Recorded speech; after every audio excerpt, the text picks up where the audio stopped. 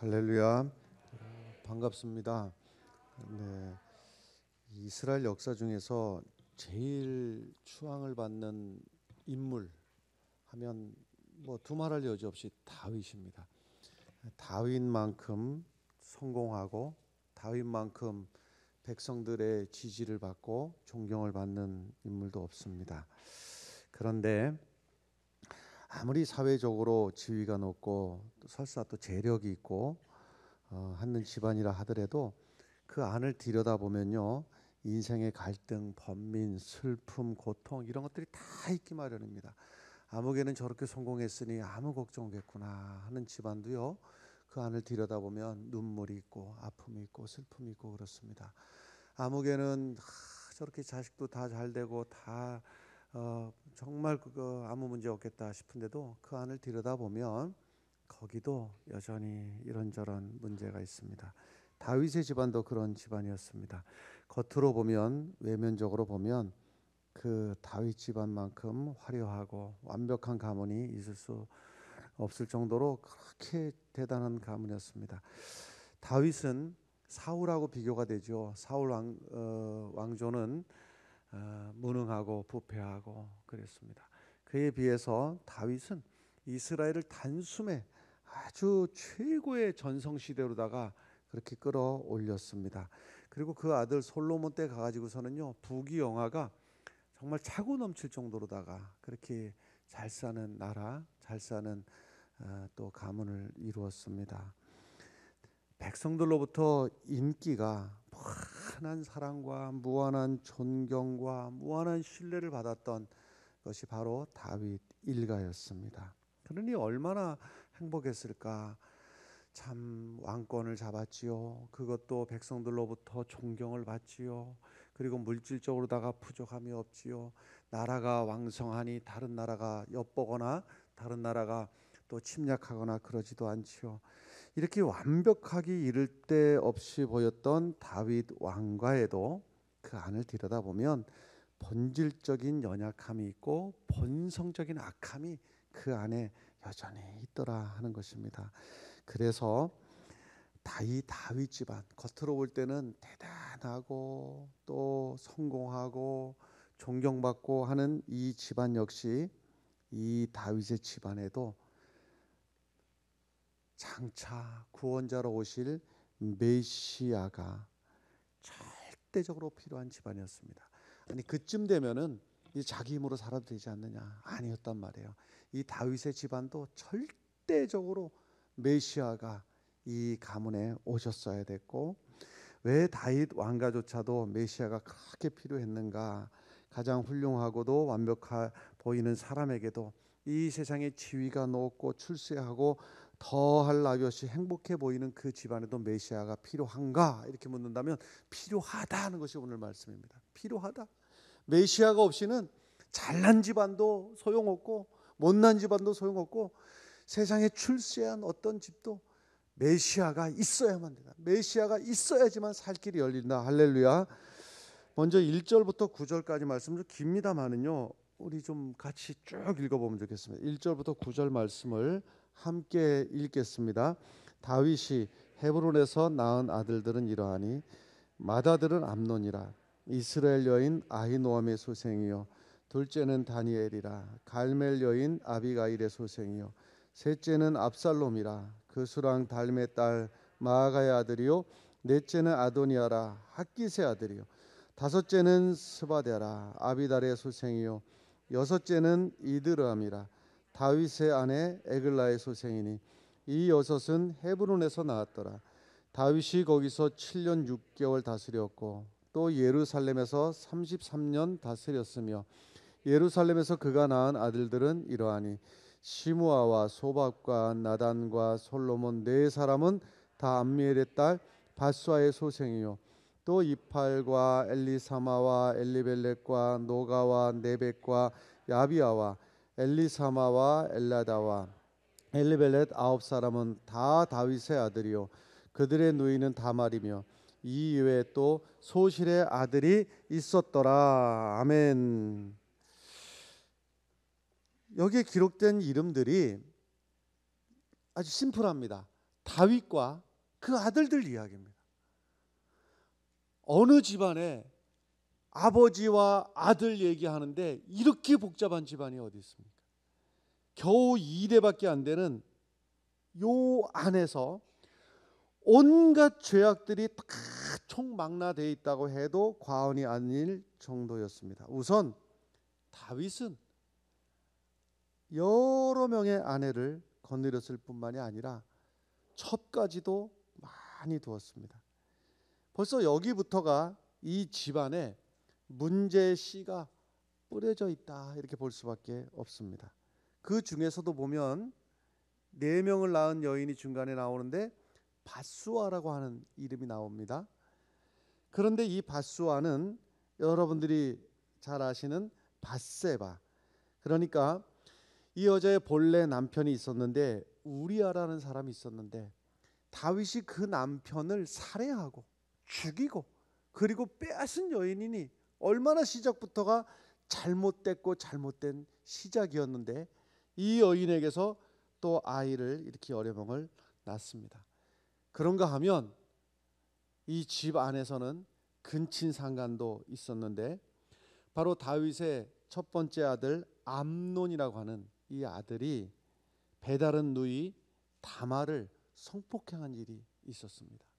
자기가 아프다고 거짓말하고 아버지에게 누워가지고서는 말이죠, 내가 지금 병들었는데 저 다말이 와서 나를 병간호를 좀 해주면 좋겠습니다. 이렇게 아버지를 감쪽같이 속이고서는요, 그래서 오라버니가 아파 누워 있다고 하는 것 와서 병간호 하느냐고 동생이 와가지고서는요 과자도 구워주고 이렇게 병간을 하는 그 여동생을 강제로 범하고 말았습니다. 아니 세상에, 오빠가 자기 누이 동생을 성폭행하는 이 몸서리 쳐질 만한 일이 이 다윗 집안에서 일어난 겁니다.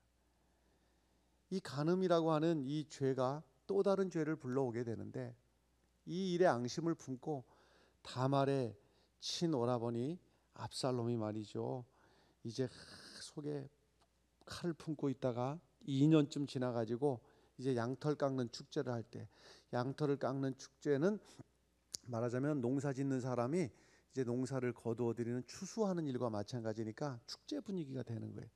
이때 형제들을 다 불러 모아놓고 거기서 술을 먹이고 말이죠, 미리 자객을 딱 준비해놨다가 여기서 그 원한을 갚느냐고 형제들을 다 죽여버리는 이런 일이 있었습니다. 그러니까 이 집안 안에서 아버지부터 시작된 이 문제가 형제들끼리 서로 성폭행이 일어나고 또 살인하고 죽이고 하는 이 일, 그래서 이 압살롬이 형제들을 죽인 일이 끔찍한 일이었는데 결국 아버지가 어찌어찌해서 또 아버지 다윗이 용서를 해줬습니다.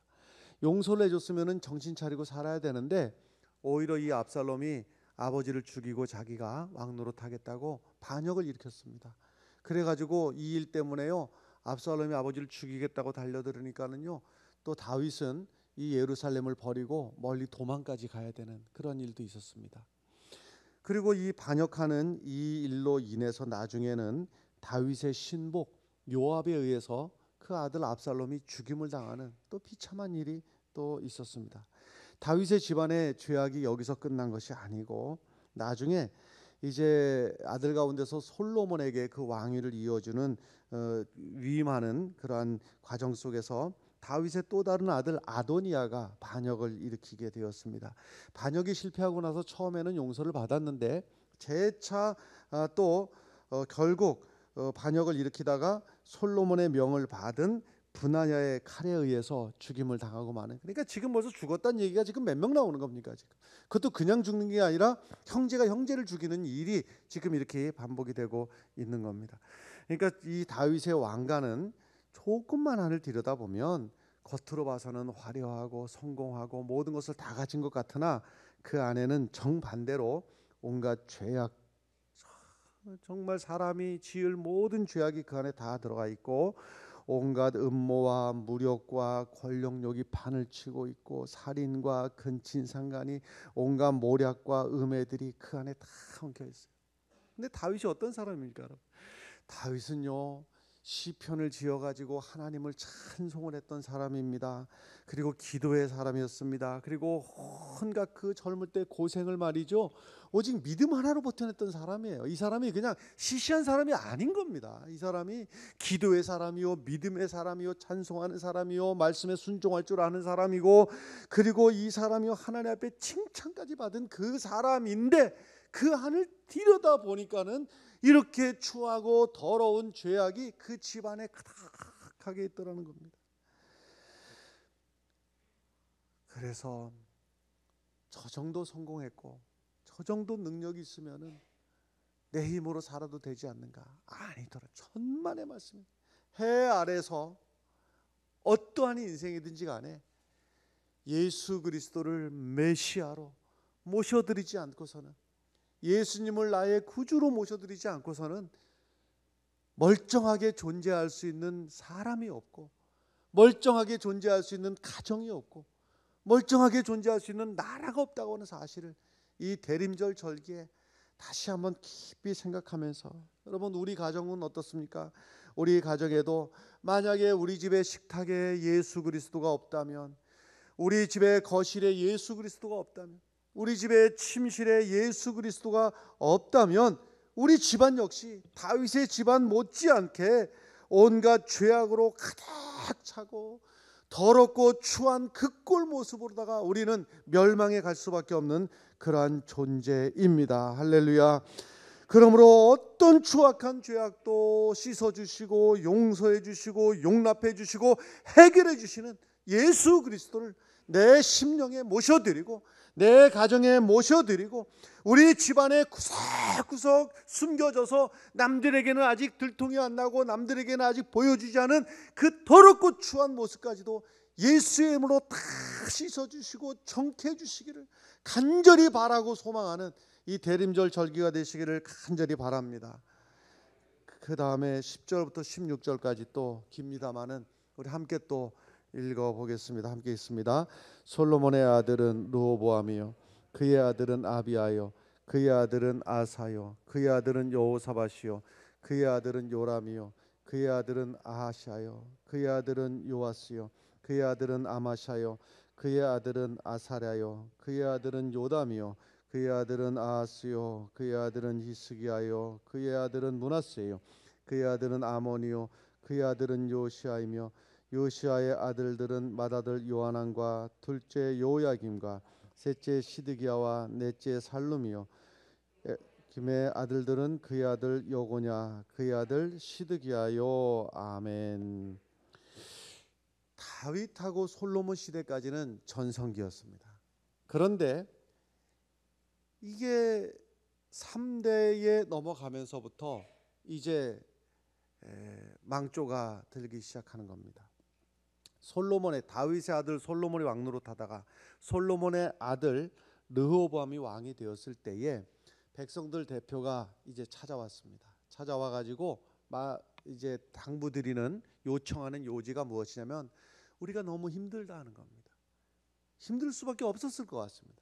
솔로몬 시대에 성전 짓고 또 왕궁을 짓고 그러는 중에 백성들이 얼마나 힘들었겠습니까? 세금을 내야 되고 부역을 해야 되고. 그래서 우리가 너무 힘듭니다. 조금 세금과 부역을 조금 가볍게 해주시면 좋겠습니다. 이렇게 부탁을 했는데 르호보암이 솔로몬 시대부터 왔던 그 연로하신 경험 많으신 그 원로들의 의견은 백성들 의견이 옳으니까 좀 부담을 낮춰주는 게 옳습니다. 이거였는데 함께 자랐던 젊은 또래들 친구들 이야기는 무슨 이야기였는가 하면 이럴 때일수록 저 백성들을 더 엄하게 다스려야 된다 하는 것이 젊은 그룹의 의견이었습니다. 그래서 르호보암이 그 젊은 자기 또래 친구들 이야기를 듣고 오히려 더 폭력적으로다가 그리고 아주 오히려 탄원을 요청하는 그 백성들에 대해서 위협을 해버리고 말았어요. 그러니까 이 반응에 실망을 해서 전체가 12지파가 이루어서 이스라엘 나라를 이루고 있었는데 10개 지파가 다 도망가 버려가지고서는요 도저히 안 되겠다, 우리 살 길 찾자. 그래서 북쪽에 이스라엘을 새로 건설을 하고 이제 남는 것은요 둘 남았습니다. 유다 지파하고 베냐민 지파 둘 남았어요. 그러니까 그 앞에 시대에 다윗 솔로몬 시대에는 12개 지파가 이루었던 나라가 10개 지파가 도망가 버렸으니까 나라가 요만해지고 말았던 것이죠. 그 화려했던 강성했던 그 시기가 다 지나가 버리고 이제부터는 나라가 점차 기울어져 가는 그런 겁니다. 그런데 결국 나라는 둘로 쪼개졌지요. 결과적으로다가 북쪽 이스라엘도 멸망하게 되고 아수르에 의해서, 또 남쪽 유다도 점점 내리막길을 걷다가 마지막 시드기야를 마지막으로 해가지고서는 결국 나라가 바벨론에서 멸망당하고 마는 겁니다. 이 말씀이 무슨 말씀인가 하면, 우리가 생각할 때 위대한 왕을 뽑아 놓으면 그래도 참 이 나라를 잘 이끌어 가겠지 이렇게 생각하지만, 옛날에 말이죠, 이미 하나님께서 이것을 예언해 주셨어요. 이스라엘이 다른 나라도 다 왕이 있으니까 우리도 왕을 좀 세워 주십시오 이렇게 부탁을 했습니다. 이 말씀을 듣는 하나님은 무척 섭섭하셨습니다.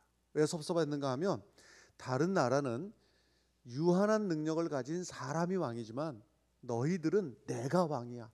아니, 하나님이 왕이신데 하나님 앞에다 놓고서는 왕을 뽑아 주십시오, 왕을 세워 주십시오 하니까 왕이신 하나님이 얼마나 섭섭하셨겠습니까? 내가 너희의 왕이야, 내가 너희를 지켜줄 거야, 내가 너희를 보호해 줄 거야. 할렐루야. 이 하나님 앞에서 근데 왕을 세워달라고 하는 거예요. 그래서 왕을 세우면 이렇게 될 거야 하고 하나님이 염려스러운 말을 했으나 소용없어요. 우리에게 왕을 세워주세요. 그래갖고 왕을 세웠는데, 여러분, 아무리 왕이라 할지라도 사람이 왕이라 할지라도 말이죠, 사람이 사람을 도울 수 없고 사람이 사람을 책임질 수 없다고 하는 사실을 우리는 알아야 됩니다. 왜 사람에게 예수 그리스도가 필요한가? 정작 나를 도와줄 수 있는 분은 인류 역사상 예수 그리스도밖에 없다고 하는 사실을 믿으시길 바랍니다. 사람이요, 자기 앞가림이나 제대로 하면 다행입니다. 그것도 안 되는 겁니다. 안 되는 거예요. 인간 가운데서 아무리 좀 낫다 싶어가지고서는요, 왕을 세워놔도 본질적으로 그도 똑같은 죄악 가운데 있는 사람이고, 본질적으로 자기 자신도 구원할 능력이 안 되는 그런 존재인데, 왕을 통해서 왕을 세워서 구원을 이룬다고 하는 것은 어림도 없는 사리, 어림도 없는 거예요. 오직 왕 중에 왕으로 오신 예수 그리스도만이 사람을 도울 수 있고, 예수 그리스도만이 나의 구원자가 되시고, 예수 그리스도만이 나를 살려주시는 분인 것을 믿으시길 바랍니다. 오히려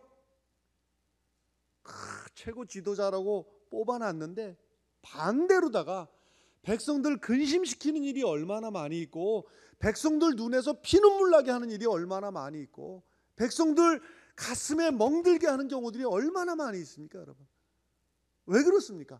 본질적으로 우리가 생각할 때 저분 대단하다 싶은 분도요, 그도 역시 구원받아야 될 존재인 겁니다.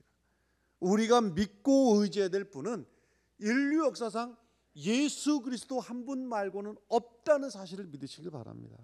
오직 예수만이 나의 참되고 유일하신 왕으로 고백하고, 그 예수 그리스도를 나의 삶의 주인으로, 내 가정의 주인으로 모셔드리고 인정하는 우리 대림절 절기가 되기를 간절히 바랍니다.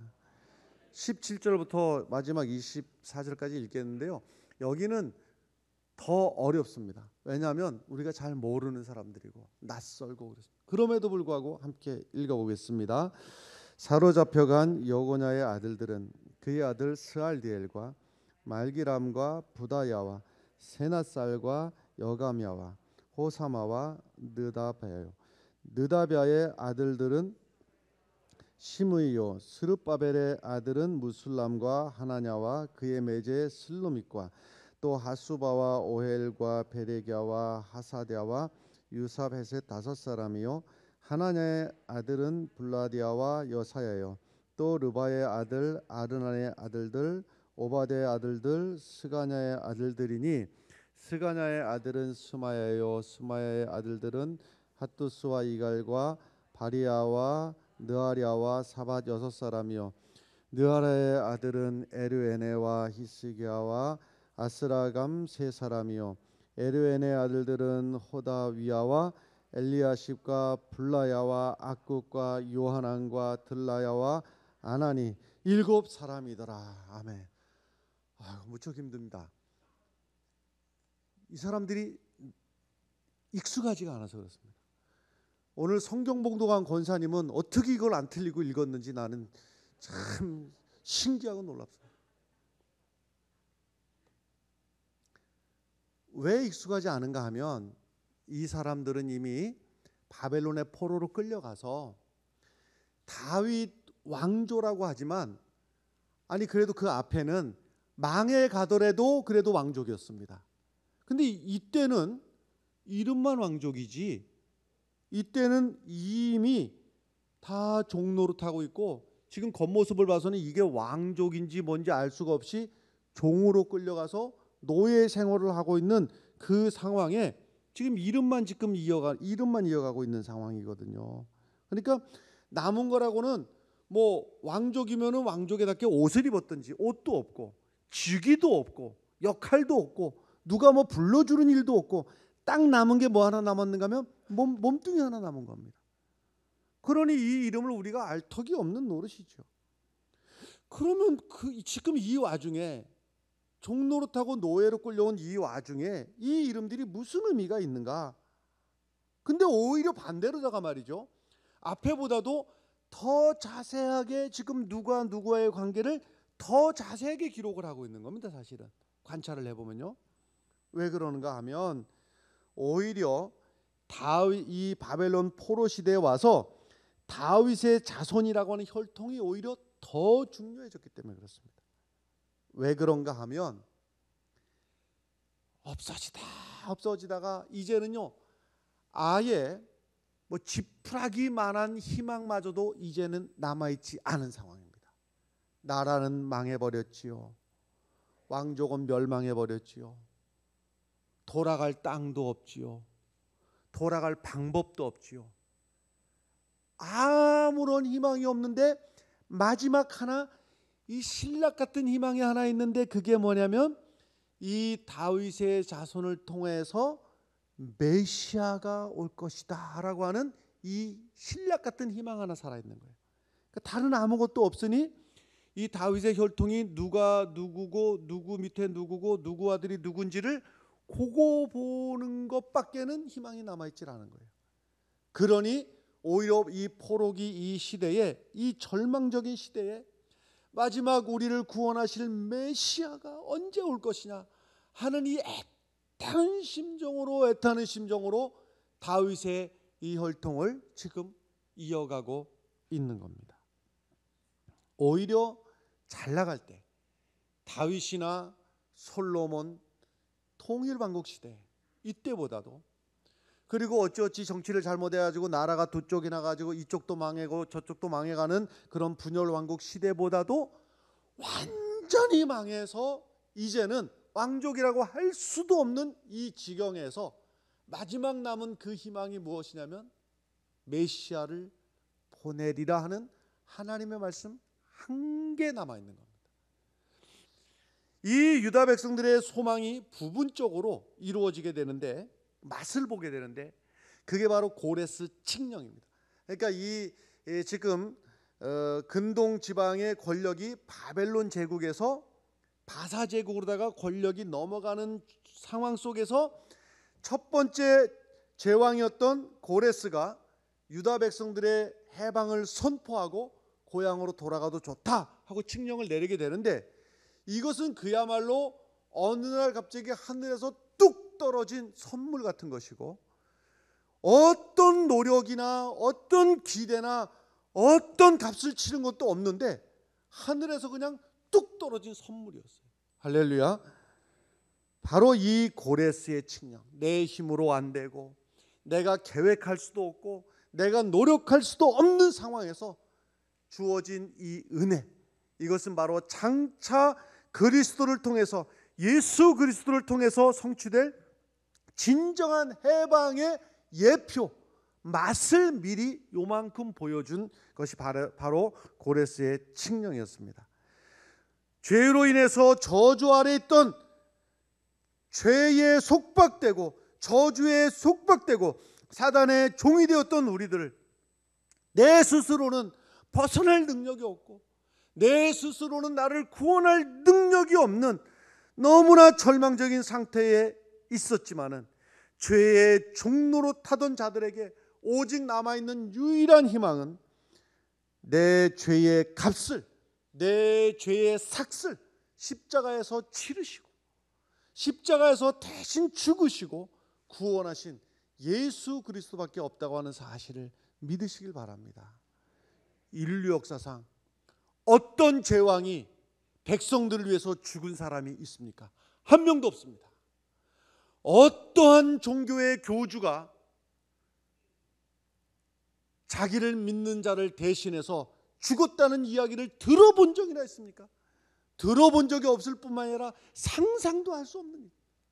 오직 예수만이 나를 위해서 죽으시고 오직 예수만이 나를 위해서 십자가에서 내 값을 치러주시고 나를 죄에서 구원해 주시고 죽음에서 구원해 주시고 멸망에서 구원해 주신 유일하신 구세주이신 것을 믿으시기를 바랍니다. 다윗의 집안처럼 명예와 부를 누리고 아무것도 부족함이 없어 보이는 그 집안도 예수는 필요하고 예수만이 살 길이고 예수만이 그 집안을 구원할 수 있는 유일한 이름이었습니다. 할렐루야. 다윗 왕가가 겉으로 볼 때는 태평성대를 이루고 겉으로 볼 때는 성공하고 부족한 것이 없어 보이지만은 다윗의 자손으로 오실 메시아를 통해서만 그의 가문이 회복될 수 있었다고 하는 사실을 믿으시기를 바랍니다. 험하게 얘기하자면 예수를 믿느니 내 주먹을 믿어라. 좀 험하게 얘기하는 말이죠. 그런가 하면요, 그렇게까지는 아니더라도 나는 예수를 믿지 않아도 하늘을 우러러 한 점 부끄럼 없이 나는 양심적으로 살 거야. 이렇게 말하는 분도 있습니다. 이렇게 말하든 저렇게 말하든 그렇게 말하면 안 됩니다. 안 되는 거예요. 왜냐하면 우리 내 안에는 겉으로야 어떻게 포장을 할 수 있을지 모르나 내 안에는 온갖 죄악들, 살인, 간음, 욕심, 거짓이 내 안에 구석구석 자리 잡고 있기 때문에 절대로 나의 노력과 나의 선행과 나의 열심을 통해서는 나를 구원할 수 없다고 하는 사실을 인정하시기 바랍니다. 나도 나를 구원할 수가 없지만 다른 어떤 이도 나를 구원할 수가 없다는 사실도 우리가 인정해야 됩니다. 물론 여러분 정치 때가 되면은 선거 때가 되면은 누구를 지지하기도 하고 투표도 열심히 하시고 그렇게 해야 됩니다만은 또 하나 우리가 잊지 말아야 될 것은 내가 지지하는 사람이 대권만 잡으면 우리나라는 저절로 잘 될 것이다. 이것도 착각이라고 하는 사실을 인정해야 됩니다, 여러분. 왜냐하면 사람이 어떤 노력을 하고 최선을 다한다 하더라도 그 노력으로 인류의 유토피아를 이룰 수가 없다고 하는 사실입니다. 오직 인류를 구원할 이름은 예수 그리스도 한 분밖에 없다고 하는 사실을 인정하시기를 바랍니다. 또 어떤 이는 말이죠, 나는 예수를 믿기에는 너무 늦었다고, 그동안 살아온 인생이 내가 스스로 생각해도 너무 추악해서 내가 도저히 구원받을 수 없을 것 같다고. 아니에요. 늦은 것도 없고 어떠한 죄악도 예수 그리스도의 보혈 앞에서는 용서받지 못할 죄가 없고 해결받지 못할 문제가 없다고 하는 사실을 믿으시고 여러분 내 삶에 남은 삶에 예수를 주인으로 인정하고 모시고 내 가정에 예수를 주인으로 모시고 인정하는 그런 대림절 절기가 되기를 간절히 바랍니다. 사랑 가운데서 아무리 훌륭하고 뛰어난 사람도 아무리 사회에서 존경과 부러움을 받는 가문이라 해도 오직 예수 그리스도만이 유일한 정답이고 틀림없는 구원의 길입니다. 또한 우리가 얼마나 부끄럽고 추한 죄를 지었다 할지라도 예수 그리스도를 영접하기만 하면 받아들이기만 하면 예수 그리스도 앞에 구원받지 못할 문제가 없고 죄악이 없는 것을 믿으시면서 예수의 이름으로 평안함을 누리는, 예수의 이름으로 문제를 넘어서서 주님 주시는 평강을 누리는 이 대림절이 되기를 간절히 바랍니다. 기도하겠습니다.